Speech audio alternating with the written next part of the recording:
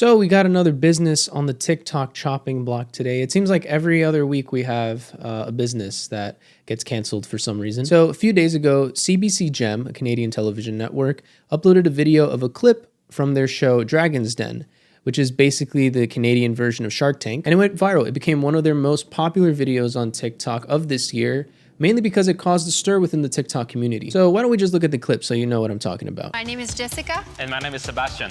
We are here today from Quebec City, seeking $1 million in exchange of 18% of our business, Boba.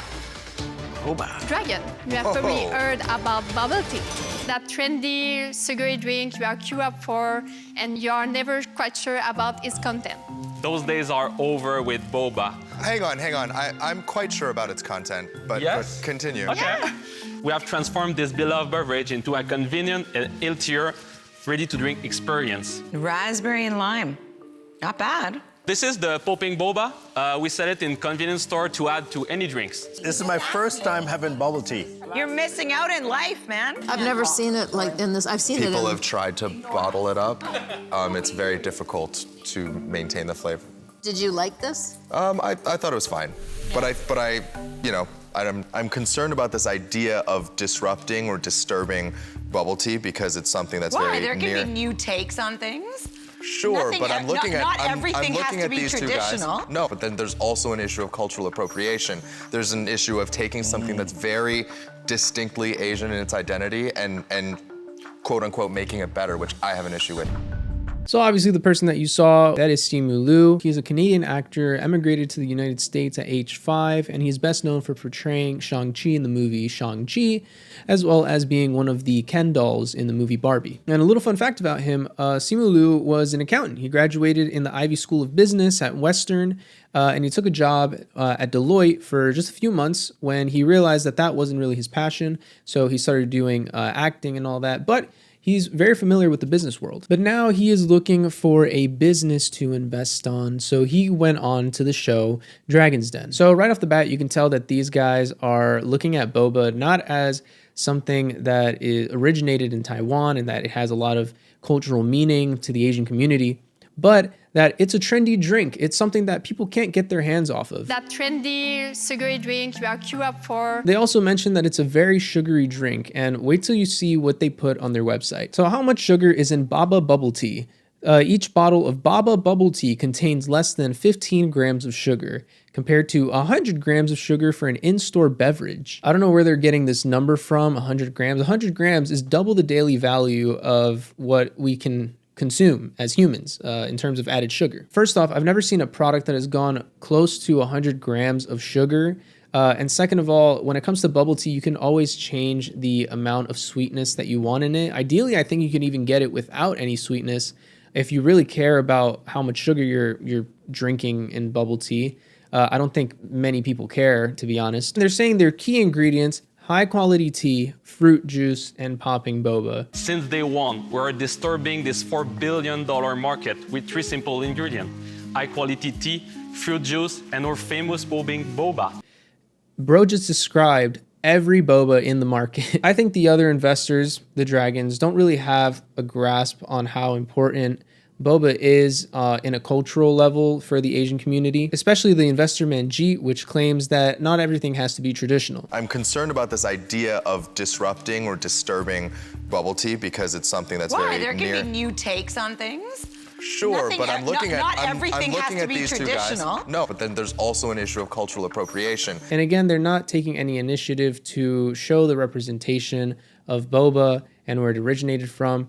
As a matter of fact, they actually explain why they got into the business. What made you guys get into this business? I was like looking at the data about bubble tea, and the popping boba was just rising everywhere in the world. So I was like, I need to come out with something. It was a crazy success since day one. Obviously, that is a capitalistic mindset. And hey, it was working for him. He said it was going great. But obviously, everything has its negatives.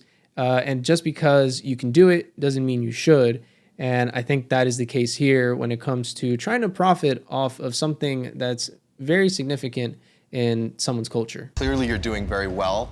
What respect is being paid to this very Asian drink that has blown up around the world? And is it in your teas? Is it in your product development? Who is on your staff? Who is on your cap table that is allowing that for you? It's a good question because our best partner is in Taiwan, actually. You want to hear the cultural part of our product? I got a Taiwanese friend. So obviously Simu Liu pulls out from the investment. A couple investors pull out as well, except for 3. I will offer you $1 million for 20% of the business. I would offer you $1 million for 18%. I think your valuation is incredibly fair. I have no issue with it. I believe I can help you. That's my offer. Does Zerlene want a partner? If you want to co-invest together, I would do that with you. Yeah.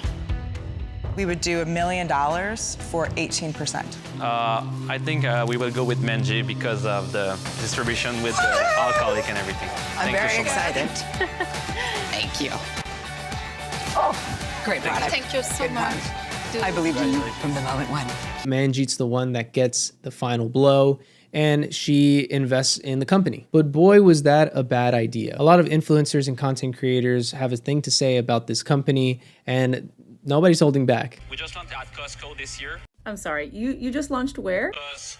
Costco. You just launched at Costco this year. Do you know who one of the major demographics of shoppers at Costco is? You're looking at her. Middle-aged Asian American women. Compared to the average American consumer, Costco shoppers are 81% more likely to be Asian, the data says. This affinity for the warehouse chain isn't a new phenomenon, according to experts. So this isn't new. We've been at Costco. You should have known who you were marketing to. Don't you think that you, as a brand that is selling an Asian product, should know that you're going to be marketing to Asian people, especially at a place like Costco, where a good majority of the people shopping there are going to already know what boba is, but more importantly, are going to want to see it represented in the right way, or at the very least, are going to notice when it's not. I know how difficult it is, to start a business, but to have given it such little thought and care, and to have not educated yourself in this way, and then to just, blast it all over television and social media, I don't know what the future holds, but as somebody that shops at Costco 2 to 3 times a month, I, for one, will never buy this product. And adding on to not being educated on something, this reminds me of the whole situation with spa water, flat tacos, all cowboy caviar, and all of this caused a divide in the TikTok community, even though cowboy caviar has a lot of Mexican influence to the dish. Even if they're not specifically similar, it's got its influence. But everyone's entitled to their own opinion, their own belief, so long as you're not making a product out of it. But yeah, obviously with these guys, they turned Boba into Baba. Like the fact that they couldn't even think of an original product brand name and just went with an extra B for Boba, I feel like that's even more offensive. So you're building a brand, and this is, I'll see if I can articulate this, but the name Boba, the industry is Boba, is it not? Is that a good thing being called Boba or a bad thing? Well, they added a B. I think one of the main flaws of these dragons is that they are only thinking about money and not how this product will affect consumers. But not only consumers, but how this product is going to be conceived in the public eye. And obviously, if their pitch acknowledged Boba and its history a lot more, this would have never happened. Again, I'm tying this to ignorance and not being educated on the product, the brand, everything about Boba. This guy just wanted money. But yeah, after all of this, Simu Liu ends up posting a video on TikTok, basically addressing everything that happened behind the scenes as well. First and foremost, I want to say, I think we hit on a really important discussion about cultural appropriation, what it is, how is something exploitative rather than kind of paying homage and paying respect. When is that line crossed? On the flip side, I've been made aware that the business owners have received a lot of death threats and harassment and otherwise just kind of bullying. I don't mean that, the business owners don't deserve valid criticism, and I don't believe that you should not be vocal about your disagreement, but, I think we can all agree, common sense, there's a line that you don't and shouldn't cross. There's a line that you wouldn't cross in person. I believe that the entrepreneurs of this business came on Dragon's Den to pitch a business in good faith.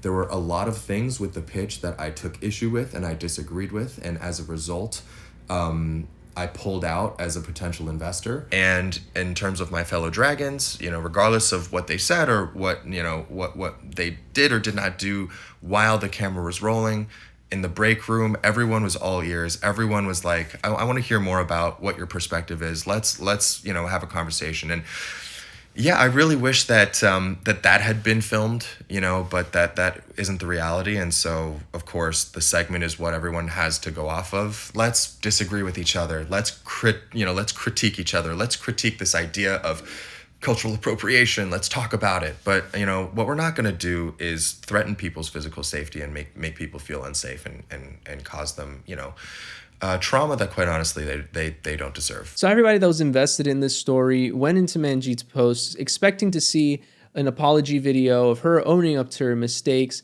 accepting responsibility, and basically turning a new leaf. But we got shit. Hi everyone, Dragon Manjit here. Last week's episode had a pitch from entrepreneurs about boba tea that has sparked a big conversation. After more reflection, due diligence, and listening to many of your opinions, I will not be investing in boba tea.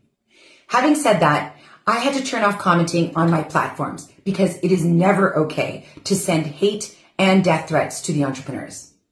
I believe wholeheartedly our cultures are meant to be shared, including food, drink, clothing, dance, languages, and weddings. Those of us like Simu and I who have platforms to do so always try to use these platforms to educate and enjoy and explore all cultures. It is cha or chai, depending on where you're from, not chai tea. It is naan, not naan bread. Sharing cultures increases understandings and brings peace on earth, something our planet could use. Happy Canadian Thanksgiving. Together we are better, and I am thankful for that. And I think that's a great point. Culture should be shared, but to be exploited and turned into a product and a market, that is a different story. Obviously, I'm picking a side here, but if you guys have different opinions or ideas, you could leave them in the comments below. But yeah, she was the only dragon to have said anything regarding this whole situation. And after that, I thought it was done. Until Boba themselves posted their own response only a few hours after Manjit's. And I advise you guys to grab a snack right now because this response is a bit long. Dear valued customers and public, we are very sorry for our delayed response. We needed some time to do our due diligence and fully understand the gravity of the situation. First and foremost, we want to deeply apologize for the harm we have caused by our words and actions on the show. While it was never our intention to cause harm or disrespect the community that created and popularized this beloved drink, we take full responsibility for the impact of our actions. Additionally, Simu Liu raised very valid points regarding cultural appropriation, and we welcome this learning opportunity. We fully understand the backlash over our feature on Dragon's Den based on what people saw on TV. When we said, you're never quite sure about its contents, we were not referring to the traditional bubble tea formula found in specialized shops, nor were we criticizing it. We can appreciate that it wasn't communicated effectively in the episode as English is our second language. What we were comparing it to is the other ready-to-drink products like ours found in big box stores. On the show, we were presenting our newest Boba formula, which hasn't been released everywhere yet. In this version, we removed all artificial coloring, flavoring, and preservatives, while maintaining a lower sugar content. This is what we were referring to when we mentioned a healthier option on the show. Regarding the cultural significance and origins of bubble tea, we know our choice of words was misguided and understand people's reactions. What we were trying to do is celebrate that many other cultures are now enjoying this wonderful drink. Our choice of words was wrong when trying to explain our product, and for that, we are extremely sorry. We never claimed that boba is new. What we explained during the show is that we have produced a different way to package it with a ready-to-drink glass bottle that minimizes the environmental impact.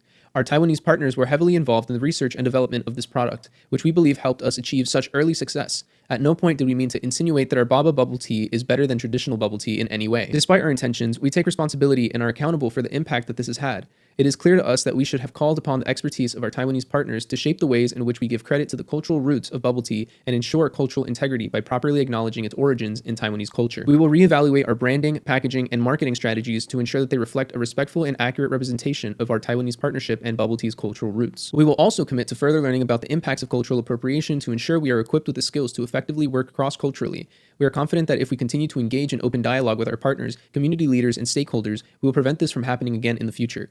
We understand that actions speak louder than words, and as such are committed to taking these necessary steps to ensure our future decisions reflect our values and the deep level of respect we have for Taiwanese culture. This has been a valuable learning experience for all of us, and we understand people's negative reactions, but we feel that hate speech and death threats are absolutely uncalled for and need to stop.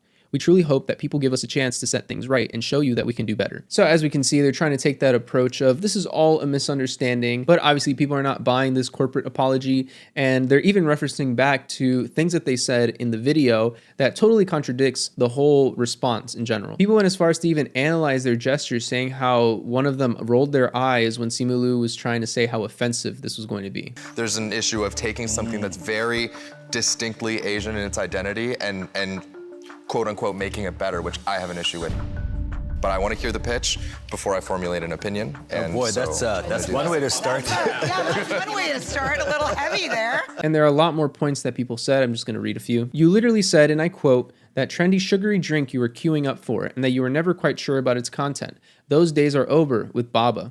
Don't lie about what you meant. There was no miscommunication. They were not referring to ready-to-drink products. And it's crazy they made the claim that they weren't attacking traditional bubble tea, but other ready-to-drink made products found in stores, when on their website, they say that they're the very first ready-to-drink bubble tea to make their debut in supermarkets. And if they're saying they're not quite sure about their contents, what product are you talking about that you're not sure about their contents? Because you say you're the very first ready to drink bubble tea, meaning that there is no other bubble tea, so what are you talking about? Hold up, you said you removed all artificial coloring in your drink. Your ingredients for peaches literally say Yellow Sunset, FCF, Yellow 6.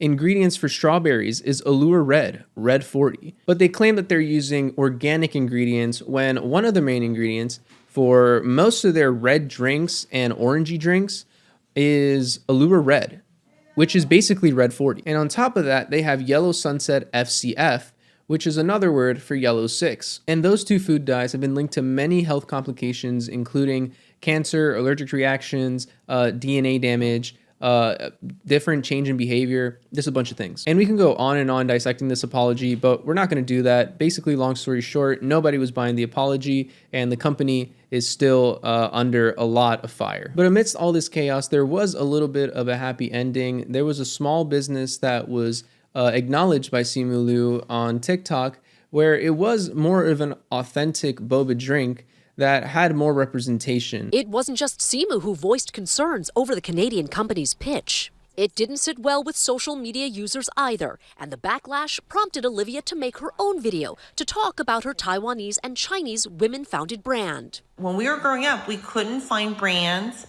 products with founders that look like us. We are so grateful and applaud you for highlighting the culture and appropriation that's out there now. Twirl only had about 300 followers on TikTok at the time, and Olivia didn't expect much to happen. But her post went viral, with users tagging Simu. That very day, while scrolling through the comments section, we were just like, oh, wow, like, is this real? A superstar like him on screen, right, to comment and engage with like regular folks like us, it's a really superhero moment for us. The 4-word comment with heart emoji was from Simu himself, asking Olivia to send him an investment pitch. She believes this possible infusion of funds and star power would be incredible for her own brand and the Asian American community as a whole. It is about celebrating culture. It's about celebrating heritage. This just goes to show that the phrase ignorance is bliss is completely disconnected from our times, especially since we're so connected to the internet that pretty much anything can become common knowledge. And obviously these two didn't do their research. They were ignorant throughout, and now they're going to be known as business owners who culturally appropriated a drink for their own financial gain. But yeah, just another interesting thing to talk about. And that's pretty much it. Before I go though, I did want to say thank you to everybody that has subscribed and been giving a lot of support and engagement to my channel. We finally reached 1,000 subscribers, which is huge. And thank you to everyone who liked the previous video. I'm glad that you guys are enjoying the content, and I'm going to continue trying to make content like that. But if you guys ever want me to talk about something else or try something new, then I will definitely try my best to accommodate for that. But yeah, thank you guys so much. Goodbye.